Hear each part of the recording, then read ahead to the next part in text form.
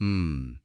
आजकाल आपण पाहतो की मानसिक शांती मिळवण्यासाठी लोक हजारो रुपयांची आधुनिक सेल्फ हेल्प पुस्तके विकत घेतात, महागडे कोर्सेस करतात.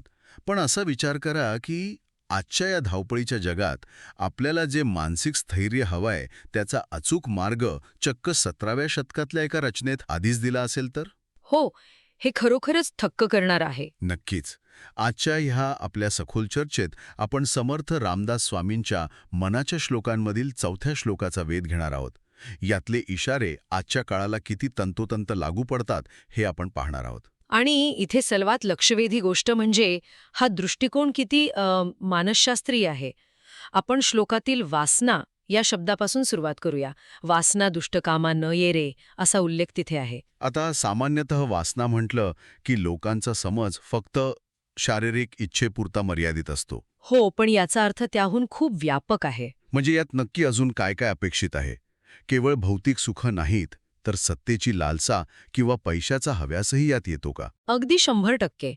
अतिलोभ, सत्तेचा हव्यास, दुसऱ्याला खाली खेचून पुढे जाण्याची चुकीची महत्वाकांक्षा आणि केवळ स्वतःचाच विचार करण्याची प्रवृत्ती, या सर्व गोष्टी वासना या संकल्पनेत येतात. म्हणजे चुकीच्या मार्गाने काहीही मिळवण्याची ओढ म्हणजेच दुष्टकाम. बरोबर. आणि इथूनच मग पापबुद्धी या शब्दाचा खरा अर्थ उलगडतो. हां. श्लोकात पुढे म्हटलंय, पापबुद्धी नको रे. म्हणजे आपल्याला माहीत असतं की आपण जे करतोय ते चुकीचं आहे. तरी आपण स्वार्थासाठी दुसऱ्याला दुखवणारी कृती करतोच. होय. आणि इथेच आपण आधुनिक मानसशास्त्राशी म्हणजे विशेषतः कॉग्निटिव्ह बिहेव्हियरल थेरपीशी याची सांगड घालू शकतो. कोणतीही वाईट कृती अचानक घडत नाही, ती आधी आपल्या विचारात जन्म घेते. आणि जर तो चुकीचा विचार आपण तिथेच सुरुवातीलाच थांबवला, तर पुढची कृती आपोआप टळते. विचारांवर नियंत्रण मिळवणे हाच तो खरा प्रतिबंध आहे. हे ऐकताना मला वाटते की हे फक्त त्या काळापुरतं मर्यादित नाहीये. आज आपण जे सोशल मीडियावर बघतो तिथे हे अगदी चपखल बसतं. अगदी बरोबर. सतत इतरांशी आपली तुलना करणं, फॉलोअर्स वाढवण्यासाठी किंवा 2 पैसे जास्त कमावण्यासाठी स्वतःच्या तत्वांशी तडजोड करायची तयारी ठेवणं, ही सगळी आजच्या काळातली आधुनिक वासनाच आहे, नाही का? अतिशय उत्तम उदाहरण दिलंत. आणि म्हणूनच श्लोकाचा पुढचा भाग महत्वाचा ठरतो. धर्मतान नीती सोडून नको हो. इथे धर्म याचा अर्थ केवळ पूजा अर्चा किंवा धार्मिक विधी असा अजिबात नाही. मग इथे धर्माचा नक्की अर्थ काय घ्यायचा? इथे धर्म म्हणजे आपली कर्तव्य निष्ठेने पार पाडणे आणि सत्यावर ठाम राहणे. आणि नीती म्हणजे परिस्थिती कितीही कठीण असली किंवा शॉर्टकट मारण्याची कितीही मोठी संधी समोर असली तरी स्वतःच्या मूल्यांशी तडजोड न करता जगणे.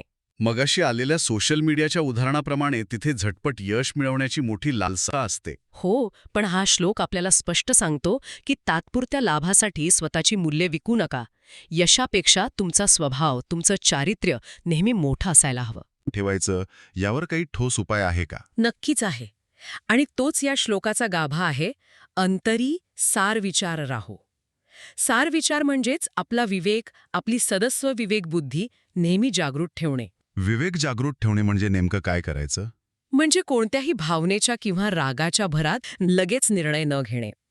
जेव्हा आपण आपल्या कृतींच्या दीर्घकालीन परिणामांचा विचार करतो तेव्हा आपण चुकीच्या गोष्टींपासून वाचतो. याचा सर्वात मोठा फायदा म्हणजे मनावरचा अपराधीपणाचा भार कमी होतो. बरोबर.